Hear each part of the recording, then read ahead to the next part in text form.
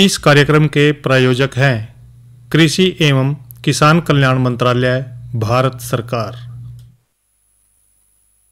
किसानों के चेहरे पर खुशहाली, हर खेत को मिल रहा है पानी। ये है न्यू इंडिया की कहानी। फसलों की भरपूर पैदावार के लिए बीज और खाद के साथ साथ जल एक महत्वपूर्ण कारक है। पानी की बचत न केवल मिट्टी के स्वास्थ्य में सुधार करती है, बल्कि उत्पादकता बढ़ाने और पर्यावरणीय लाभ प्रदान करने में भी मदद करती है। इसके अलावा पानी की उतनी ही मात्रा से लंबे समय तक सिंचाई तथा विस्तारित क्षेत्र में सिंचाई करने में भी मदद मिलती है। इसे ध्यान में रखते हुए माननीय प्रधानमंत्री श्री नरेंद्र मोदी जी के दूरदर्शी नेतृत्व में कृषि एवं किसान कल्याण मंत्रालय ने साल 2015-16 में पर ड्रॉप मोर क्रॉप यानी प्रति बूंद अधिक फसल योजना लागू की थी। सिंचाई में भी साइंटिफिक और टेक्नोलॉजिकल अप्रोच लगातार उसमें सुधार हो रहा है, उसको अपनाया जा रहा है। पर ड्रॉप मोर क्रॉप, इस मंत्र की भावना पर काम करते हुए माइक्रो इरिगेशन पर फोकस किया गया। ड्रिप या स्प्रिंकलर इरिगेशन को प्रमोट किया गया। सूक्ष्म सिंचाई के माध्यम से उपलब्ध जल संसाधनों के उपयोग को इष्टतम किया जा रहा है। इसका उपयोग सटीक सिंचाई और बेहतर ऑन फार्म जल प्रबंधन प्रथाओं को बढ़ावा देने के लिए भी किया जा रहा है। सूक्ष्म सिंचाई का ये तरीका भंडारित जल के संरक्षण और प्रबंधन में भी मददगार है। सूक्ष्म सिंचाई को दो तरीकों से अपनाया जाता है। पहला, ड्रिप इरिगेशन। इस तकनीक में पानी को पौधों की जड़ों पर बूंद बूंद करके पहुंचाया जाता है। इस कार्य के लिए पाइप, नलियां तथा एमीटर का नेटवर्क लगाना पड़ता है। इसे टपक सिंचाई या बूंद बूंद सिंचाई भी कहते हैं। दूसरा तरीका है स्प्रिंकलर इरिगेशन। इस तकनीक में दबाव के तहत पानी का छिड़काव किया जाता है और बारिश के रूप में पाइपों के नेटवर्क से जुड़े नोजल सेट के माध्यम से पौधों पर बरसाया जाता है। योजना के मूल्यांकन से पता चला है कि माइक्रो इरिगेशन से जल उपयोग दक्षता में लगभग 30 से 70% तक सुधार हुआ है। विभिन्न फसलों की उत्पादकता में 9 से 60% तक की वृद्धि हुई है तथा गुणवत्ता भी बढ़ी है। किसानों की आय में 10 से 69% तक की बढ़ोतरी हुई है। पंपिंग में विद्युत ऊर्जा और डीजल की बचत हो रही है। साथ ही इससे ग्रामीण क्षेत्र में रोजगार के अवसर भी उत्पन्न होते हैं। पर ड्रॉप मोर क्रॉप यानी प्रति बूंद अधिक फसल के तहत ड्रिप और स्प्रिंकलर सिस्टम के लिए सरकार छोटे और सीमांत किसानों को 55% और अन्य किसानों के लिए 45% की सहायता प्रदान करती है। इसके अलावा कुछ राज्य सूक्ष्म सिंचाई को प्रोत्साहित करने के लिए किसानों को अतिरिक्त सब्सिडी भी प्रदान करती है। इसे लगाने के लिए एक लाभार्थी को अधिकतम 5 हेक्टेयर क्षेत्र में सूक्ष्म सिंचाई हेतु सहायता मिलती है। 2015-16 से अब तक प्रति बूंद अधिक फसल यानी पीडीएमसी योजना के माध्यम से सूक्ष्म सिंचाई के तहत लगभग 78 लाख हेक्टेयर क्षेत्र को कवर किया गया है, जो कि पीडीएमसी से पूर्व 8 वर्षों में कवर किए गए क्षेत्र से लगभग 81% अधिक है। इसके अलावा सूक्ष्म सिंचाई के कवरेज के विस्तार के लिए राज्यों को संसाधन जुटाने और किसानों को सूक्ष्म सिंचाई प्रणाली स्थापित करने में मदद के लिए साल 2017-18 के केंद्रीय बजट में नाबार्ड के साथ मिलकर 5,000 करोड़ रुपए की सूक्ष्म सिंचाई कोष यानी MIF बनाया गया है। पर ड्रॉप मोर क्रॉप योजना का लाभ पाने हेतु अपने नजदीकी कृषि एवं उद्यान विकास के कार्यालय से संपर्क करें। माननीय प्रधानमंत्री श्री नरेंद्र मोदी जी के मार्गदर्शन में देश का किसान अब आत्मनिर्भर होकर खुशहाली की ओर अग्रसर है। देश अब संकल्प से सिद्धि की ओर बढ़ चला है।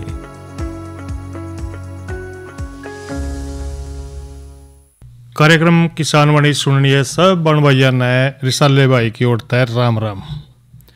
किसान भाइयों, कार्यक्रम किसान वाणी में सबसे पहला हमारा यो काम रहा है कि आज के कृषि प्रश्न का कि भाई आज का कृषि प्रश्न आप तक पूछेंगे और उसका जवाब आपने हमारे तक पहुंचाना है SMS के जरिए। और हमारा आज का कृषि प्रश्न यो है भाई, सुने ध्यान तय कि भारत के किस राज्य में गेहूं की खेती की नहीं जाती? क्योंकि भाई देखा है कि सारे राज्यों में, पर ऐसा कौन सा राज्य है जिसमें गेहूं की खेती नहीं होती, उसका अपना नाम बताना है। और भाई लगभग 6:50 तक आप अपना जवाब हमारे तक भेजोगे, हम उन भैया के नाम पहुंचाएंगे। और रही बात भाई अगली जानकारी की, देखो बदल भी रहा है मौसम चल रहा है बारिश का। और इस मौसम में भाई जो हमारा पशुधन है यानी कि हमारे जो डांगर डोरा हैं उनका ध्यान रखना भी बड़ा जरूरी है, क्योंकि मौसम बारिश का है। तो भाई हमने इस बात का लेकर के डॉक्टर मंजीत सिंह कटारिया जी हैं, उनसे बातचीत करी है बीमारी से संबंधित। तो पहले सुनेंगे बातचीत, उसके बाद भाइयों के साथ और अन्य विषयों पे जानकारी देंगे। तो सबसे पहले सुन ले ये जानकारी। आज हम जानकारी लेंगे डॉक्टर मंजीत सिंह कटारिया, पशु चिकित्सक, राजकीय पशु चिकित्सालय बबैन से।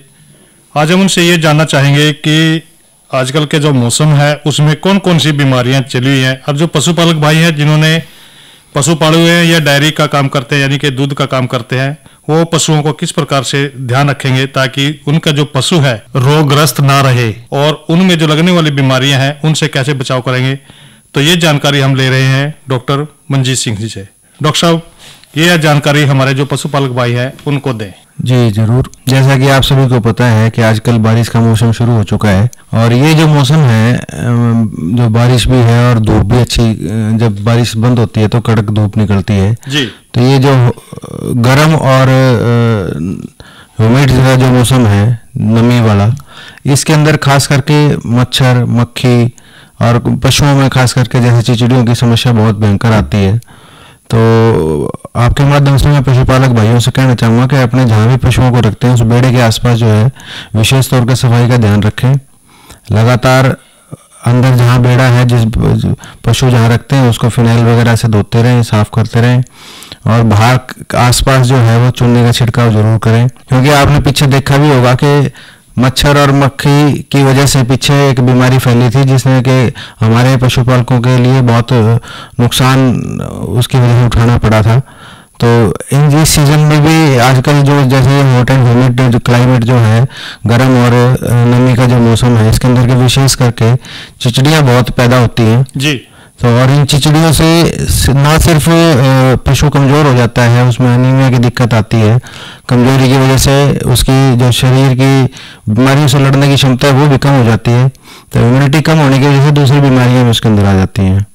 और विशेष तौर के पशुपालक भाइयों ने सुना भी होगा, पशुओं में चिचिड़ियों वाला बुखार भी हो जाता है। तो वो ये सब इस सबसे बचने के लिए जो है अपने पशुओं के बेड़े में दवाई का छिड़काव करके रखें। साइपरमेथ्रिन एक दवाई आती है जिससे चिचिड़ियाँ खत्म हो जाती हैं।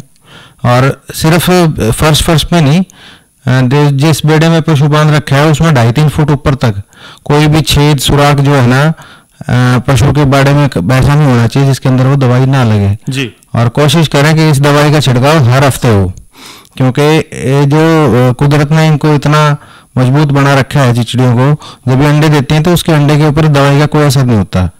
तो जैसे ही अंडे से बच्चा बाहर निकलेगा उसके ऊपर अगर दवाई लगी तो चिचिड़ी खत्म हो सकती है। तो हर हफ्ते जो है 2-3 हफ्ते तक लगातार इस दवाई का स्प्रे जरूर करें।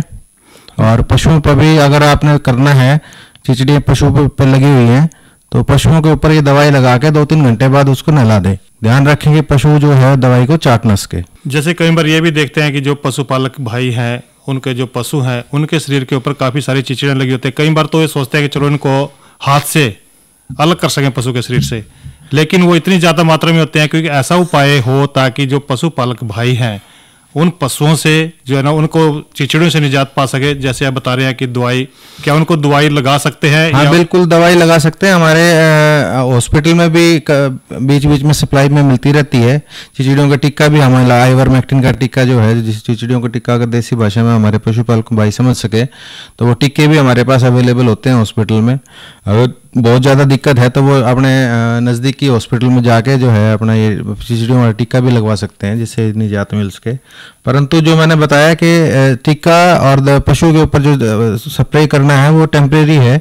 अगर इसको परमानेंट आपने इलाज करना है तो जिस बेड़े में पशु को बांध रखा है वो बेड़ा बिल्कुल इस दवाई से स्प्रे करेंगे 2-3 हफ्ते लगातार, तो ये चिचिड़ियाँ खत्म की समस्या खत्म हो सकती है। कई बार ये देखते हैं डॉक्टर साहब, जैसे आपने जो है ना उस बेड़े की तो सफाई कर ली, दवाई भी छिड़क दी उसके अंदर, लेकिन कुछ दिनों के बाद फिर काफी संख्या में चिचिड़ियाँ आ जाती है। ये तो आसपास का भी थोड़ा बहुत ध्यान रखना होगा। वो इस चीज मैं आपको बता रहा हूँ। जो जैसे हुआ कि हमने एक बार पशु को के ऊपर दवाई लगा दी और हमने सोचा ले पशु के ऊपर लगा दी और नीचे उसके बेड़े में छिड़काव किया नहीं दवाई का जी, तो उसकी वजह से वो जो बच गई, एक आधी को चिचिड़ी बच गई, वो छेद में या कहीं कोने में छिप गई, छिप के उसने 1 हफ्ते बाद अंडे उंडे दे के वो इतनी ही तादाद में फिर तैयार हो जाती है। इसका कोई ऐसा इलाज भी है डॉक्टर साहब ताकि वो पशुओं को जो है ना ज्यादा मात्रा में न फैले? नहीं है वो इलाज तो देखो, जब तक दवाई का असर रहेगा पशुओं के शरीर पे रहो, चाहे खून के अंदर टिक्के के तौर पे रहो, जब तक दवाई का असर रहेगा जब तक चिचड़ी नहीं लगेगी। अपने हॉस्पिटल में क्या ये जो टीका है ये फ्री लगता है? हाँ बिल्कुल, हॉस्पिटल में जो भी दवाई मिलती है सब फ्री मिलती है, कोई दवाई का पैसा नहीं लगता। और साथ में इसका एक देसी इलाज भी हमने कई बार प्रयोग करके देखा है, जो हमारा नीम होता है, अगर नीम को पीस के अच्छे से उसका पानी का घोल से भी अगर पशु के ऊपर छिड़काव करा जाए या उसका पोछा सा लगाया जाए और 2-3 घंटे बाद तक उसको रखा जाए तो उससे भी काफी हद तक चिचड़ियाँ खत्म हो जाती हैं। यानी कि ये तो एक प्राकृतिक इलाज है। प्राकृतिक इलाज, हाँ जी। और कोई जानकारी डॉक्टर साहब देना चाहोगे पशुपालक भाइयों को ताकि उनको पशुओं को बीमारियों से निजात मिल सके? आजकल के जो सीजन है इसके अंदर के विशेष तौर के जो एक बोलते हैं ना फेटे की बीमारी आ जाती है जी, तो जब बारिश के बाद एकदम ये डांस मक्खी होती है जी, जो भी कोई ऐसा पशुपालक है जिसके आसपास कोई पानी का स्रोत है, जैसे जो जोड़ है या कोई ऐसी चीज है, उस एरिया में जो है डांस मक्खी बहुत ज्यादा होती है और वो डांस मक्खी के काटने से पशु को ये फेटे की बीमारी हो सकती है। तो इस पे मक्खी का भी विशेष तौर पर ध्यान रखें। मतलब मैं जैसे शुरू में कहा था कि अपने आसपास अगर आपने कोई कुर्डी या ढेरी लगा रखी है तो उसके ऊपर मक्खी मच्छर ना बैठे, इसलिए लगातार चूने का छिड़काव करते रहें और अंदर जो है फर्श को अच्छे से फिनाइल से साफ करते रहें। डॉक्टर साहब आपने बहुत अच्छी जानकारी हमारे जो पशुपालक भाई हैं इनको दी। जानकारी देने के लिए आपका बहुत बहुत धन्यवाद। धन्यवाद। और भाइयों ने ये तो सुनी बातचीत कि भाई जो बारिश का मौसम चल रहा है उसमें चिचड़े की समस्या ज़्यादातर है, उसके इलाज के बारे में। और भाई ईब जो है हम चर्चा करेंगे मृदा स्वास्थ्य कार्ड योजना पर। किसान भाइयों, आपके लिए जो है ना ये योजना सरकार द्वारा बनाई गई है और आप इन्हें इसका भरपूर फायदा उठाना है, क्योंकि भाई जो मृदा स्वास्थ्य कार्ड है यानी कि मिट्टी हमारी उसका स्वास्थ्य किस तरह का है उसका ध्यान आपने रखना है। जिस तरह आदमियों के भी कार्ड बन रहे भाई, आयुष्मान योजना कार्ड है कि वो भी एक योजना चला रखी है सरकार ने, मनुष्य का जो स्वास्थ्य है उसके प्रति कार्ड बना रखा है। इसी तरह हमारी जो मिट्टी है खेत की उसका भी कार्ड बना दिया सरकार ने। और ये जो स्कीम थी भाइयों ये चलाई थी 2015 में। और इसका सीधा सीधा तो मतलब ये था कि भाई जो हमारे किसान भाई हैं उनका जो खेत है उसकी जो मिट्टी है और उसको जो है ना लाभ पहुँचाने खातिर यह योजना शुरू करी गई थी। इस तरह भाई देश के जो किसान हैं और उनकी जो ज़मीन है और उसकी जो मिट्टी की गुणवत्ता है उसकी सारी बातों का ध्यान करके भाई अच्छी फसल वो किस तरह ले सका है, ये सारी बातें जो है ना इसके अंदर मिलेंगी। क्योंकि इस स्कीम के तहत भाई किसान जो है ना एक हेल्थ कार्ड दिया जाएगा उनको मिट्टी का, जिससे कि किसानों की ज़मीन की मिट्टी किस प्रकार की है यह बात उसके ऊपर लिखी होगी और इसकी जानकारी दी जाएगी और किसान भाई अपनी फसल की जो मिट्टी की गुणवत्ता है उसके आधार पर भाई अच्छी फसल ले सकोगे। केंद्र की जो सरकार है भाई उसने भी सोयल हेल्थ कार्ड यानी कि जो मृदा स्वास्थ्य कार्ड है प्रत्येक 3 साल में किसानों को प्रदान करने का जो है ना योजना चला रखी है, क्योंकि भाई कार्ड किसानों को उनके खेतों की गुणवत्ता के अनुरूप दिया जाए और किसान भी उनके खेतों की जो मिट्टी है उसके स्वास्थ्य के अनुसार भाई जो फसल है उसको लगा सके हैं और उसी को प्रोत्साहित करना चाहिए। और भाई आपकी ज़मीन तो है भाई गेहूं की फसल के लिए, अगर आप लगाओगे उसमें धान या कपास बो तो भाई देखो कपास की जो मात्रा रहेगी वो कम रहेगी, लेकिन क्योंकि मिट्टी उसके अनुरूप नहीं है तो इस करके भाई जो मिट्टी की गुणवत्ता है उसके अनुसार ही आपने फसल लगानी है और फसल की जो उत्पादक क्षमता है भाई एक तो वो बढ़ जाएगी और जिस तरह किसान की जो आमदनी है भाई वो भी बढ़ेगी। और साथ साथ में उसमें भाई जो खाद है उसका प्रयोग भी भाई जो है ना कम करेंगे, क्योंकि मिट्टी के जो है स्वास्थ्य के अनुसार भाई उसके अंदर क्या और कौन से तत्व की कमी है, कौन कौन से हमने उसको देने हैं, भाई ये सारी बातें पैदावार के आधार पर हुआ है। और इसके अनुसार भाई इसको लाभ भी है हमारा इस कार्ड के लिए, केंद्र सरकार ने शुरू तो कर रखा है। इस योजना के माध्यम से जो किसान हैं भाई अपने खेत की मिट्टी की उपज को बढ़ा सके हैं। मृदा स्वास्थ्य कार्ड योजना के नाम से भी इस योजना को जाना गया है और इस योजना के अंतर्गत भाई एक कार्ड दिया जावा है जिसके माध्यम से जो किसान भाई हैं अपने खेत की ज़मीन की मिट्टी का प्रकार जान सके हैं कि किस प्रकार की उसकी मिट्टी है। और यदि किसानों को भाई अपने खेत की मिट्टी के प्रकार का पता होगा तो उसे मिट्टी की गुणवत्ता के अनुसार ही भाई फसल लगाने में आसानी होगी। एक और बात है, अच्छी बात यह है कि एक तो इससे किसान भाई जो जैसे ही वो फसल लेंगे उसकी मिट्टी के अनुरूप उससे जो है ना ज़्यादा मुनाफा होगा और भाई किसानों को जो है ना उनके खेत की जो मिट्टी है इससे संबंधित सारी जानकारी जो कार्ड लेंगे किसान भाई उसके ऊपर दी जाएंगी और इस कार्ड के माध्यम से भाई किसानों को यह भी जानकारी दी जाएगी कि मिट्टी के अंदर कितनी मात्रा में क्या चीज़ है और किस फसल के लिए कितनी खाद और कौन सी खाद का प्रयोग भाई करना है। कार्ड के जरिए किसानों को भाई अपने खेत के अनुसार फसल लगा कर इस भाई फसल लगानी है, इस बात का सुझाव भी भाई देखो किसान का जो ये मृदा स्वास्थ्य कार्ड है इस पर दिया जाए है। और भाई मृदा स्वास्थ्य कार्ड जो स्कीम है वो किस तरह काम करा है, देखो भाई सबसे पहले आपके खेत में एक अधिकारी आवेगा कृषि विभाग का और आपके खेत की कुछ मिट्टी का सैंपल लेगा और उसके बाद भाई उस मिट्टी को परीक्षण खातर एक प्रयोगशाला में भेज देगा वो, और वहाँ विशेषज्ञ बैठे हैं जो मिट्टी की जांच कराएं भाई उस मिट्टी के बारे में सारी जानकारियाँ लेकर और वो भाई रिपोर्ट तैयार करके कौन सी मिट्टी में ज़्यादा क्या है और क्या कम है। उसके बाद इस रिकॉर्ड को भाई एक एक करके किसान के नाम के साथ ऑनलाइन अपलोड कर दे है वो, जिससे कि किसान अपनी मिट्टी का भाई जो रिपोर्ट है जल्दी से जल्दी देख सके है और अपने मोबाइल पर भाई इसकी जानकारी ले सके है। तो भाई किसान भाई जो अपलोड करा गया है कार्ड उसको प्रिंट करा लें और भाई उसको अपने घर में रख लें, तो इससे सारी जानकारी आपके खेत की ज़मीन की मिल जाएगी। तो भाई ये तो चर्चा करी हमने कि मृदा स्वास्थ्य कार्ड किए है और किस तरह ये काम करा है।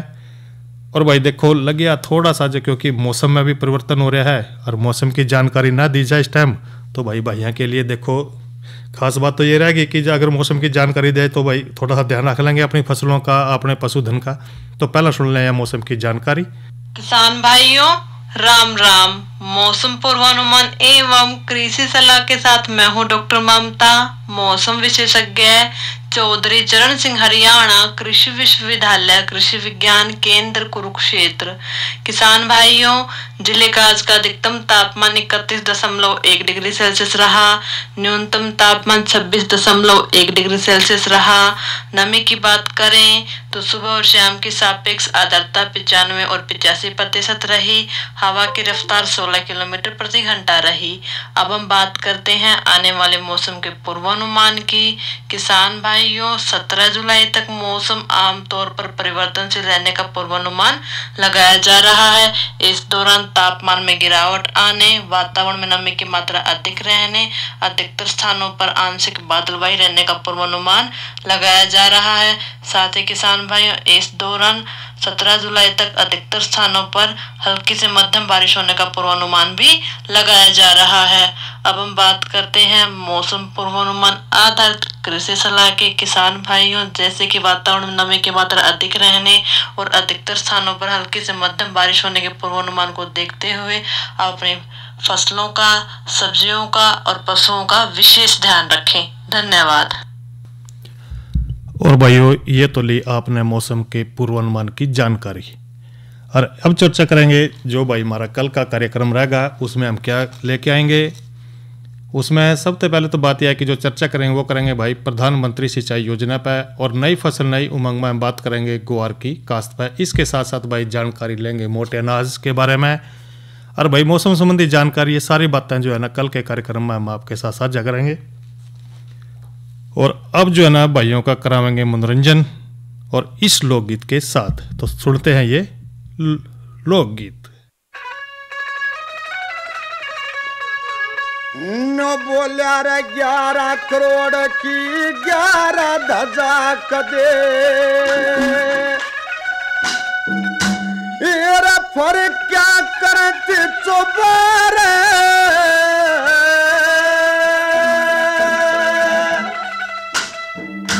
जब क्यों न बात भराया मनसा, जीव क्यों चल मैं बोतारे। 11 करोड़ की 11 ध्वजा कदे, ये फर्क क्या करती चौबारे। जब क्यों न बात भराया मनसा, जीव क्यों चल मैं बोतारे। 11 करोड़ की 11 ध्वजा कदे, फर्क क्या करती चौबारे। जब क्यों न बात भराया मनसा, जीव क्यों चल मैं बोतारे।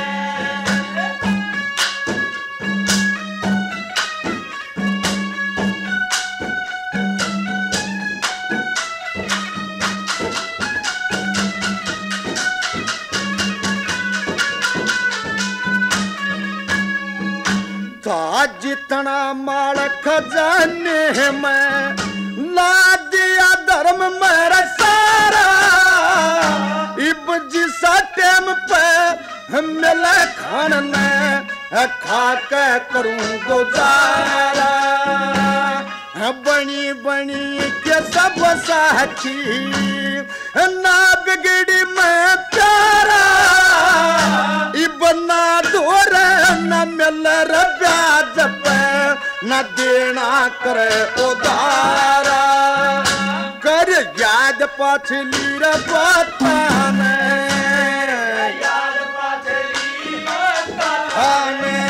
धरती में टक्कर मारे जब बात दोहराया मनसा ये क्यों चल मैं गुजारे रे क्या करोड़ की और क्या करती सवारे जब बात दोहराया मनसा ये क्यों चल मैं गुजारे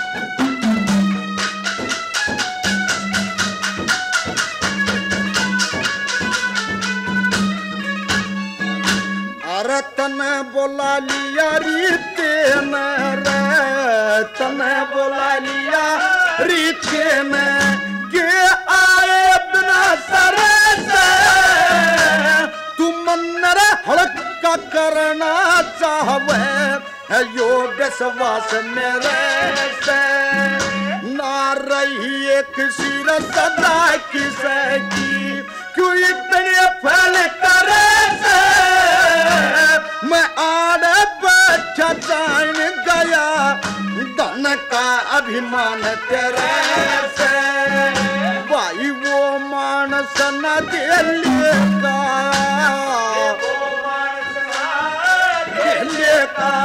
जो आप सके किस तरह जब बात भराया मनसा इब क्यों चलो मैं गुजारे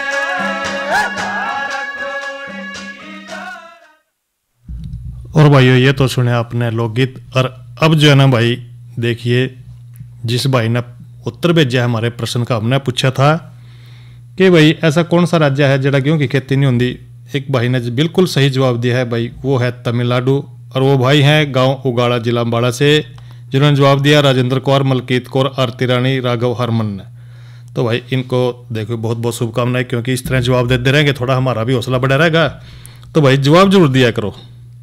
और अब हम जो है ना चर्चा कर रहे हैं कि जो बेल वाली सब्जियां हैं, आजकल का मौसम चल रहा है बारिश का, और इसमें जिस तरह जो सब्जियां उनमें कौन से रोग लाग जाए हैं, और भाई इस तरह उनकी देखभाल करनी पड़ेगी क्योंकि बारिश का मौसम है। तो भाई सारे जाना है कि जो सब्जी है ना आदमी खातर एक बिल्कुल रामबाण है भाई, क्योंकि हरी सब्जियां एक स्वस्थ मनुष्य के लिए बहुत जरूरी हैं।